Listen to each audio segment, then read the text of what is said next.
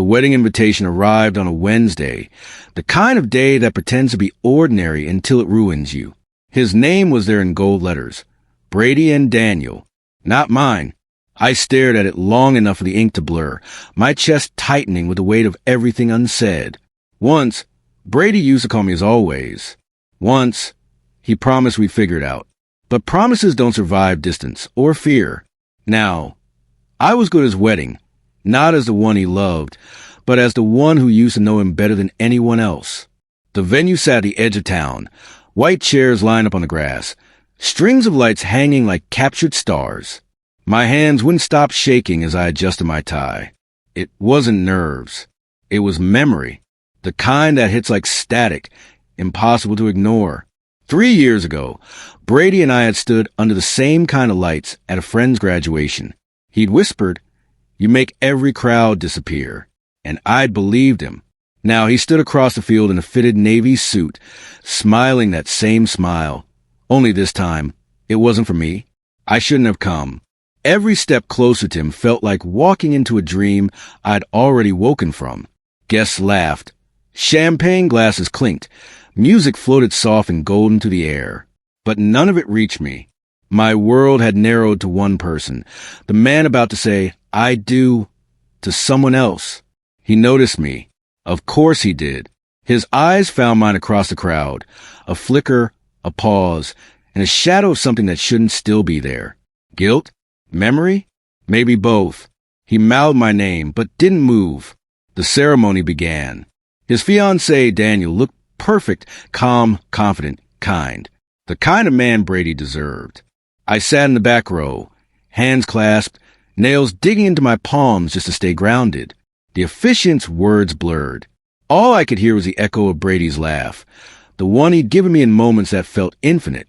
When the vows started, I almost left. Almost. But then he said something that froze me in place, something that sounded too familiar. I once learned that love isn't about possession, it's about courage. He'd said those words to me first. The ring slipped onto Daniel's hand. Applause filled the air. I clapped too, pretending my heart wasn't breaking in slow motion. Brady didn't look back, not even once. And maybe that was a real goodbye, the silence between what was and what would never be again. When the crowd thinned and the music softened, I stepped outside toward the quiet. That's when I heard his voice behind me, soft, careful. "You came." I turned, and there he was, Brady, no longer the boy who made promises, but the man who'd kept one to someone else. He stood a few feet away, his boutonniere slightly wilted from the ceremony, his tie loosened like he could finally breathe again.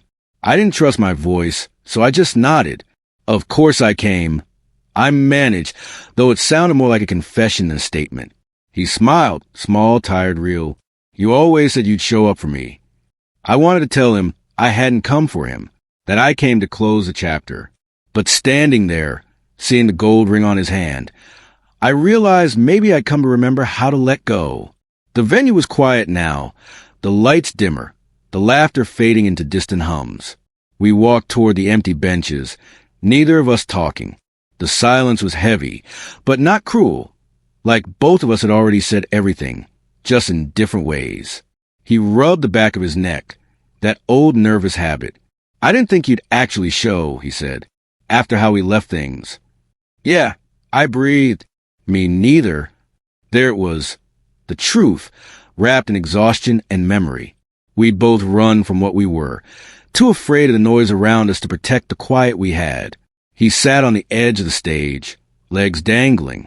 "You look good," he said softly, eyes tracing mine like he was cataloging a ghost. "You too," I said, even though he looked different, steadier, maybe happier. The kind of happy I used to imagine for him, when I thought I'd be part of his future.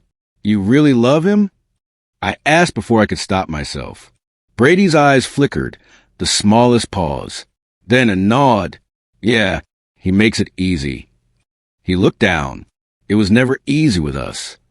That hit harder than I expected, because he was right. We had loved like lightning, bright, reckless, and gone too soon. But there had been a beauty in it too, a kind of truth that didn't fade. "I'm glad," I said finally. And I meant it, even through the ache. He exhaled, shaky but grateful. You were my first real thing, you know that? I smiled, eyes stinging. Yeah, you were mine too.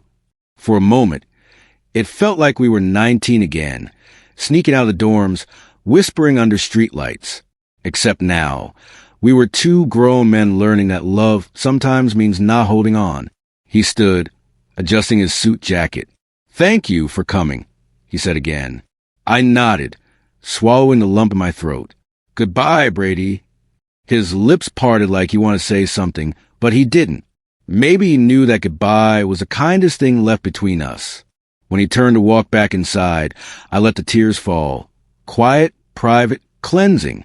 Because sometimes closure doesn't come from words. It comes from watching someone you loved finally become who they were meant to be. As I walked away from the venue, the lights blurred through the mist, and for the first time in years, my chest didn't ache. Love hadn't left me. It had just changed shape. And even if my name was never on that invitation, a part of me would always remember the way Brady once said it. Soft, like it meant forever.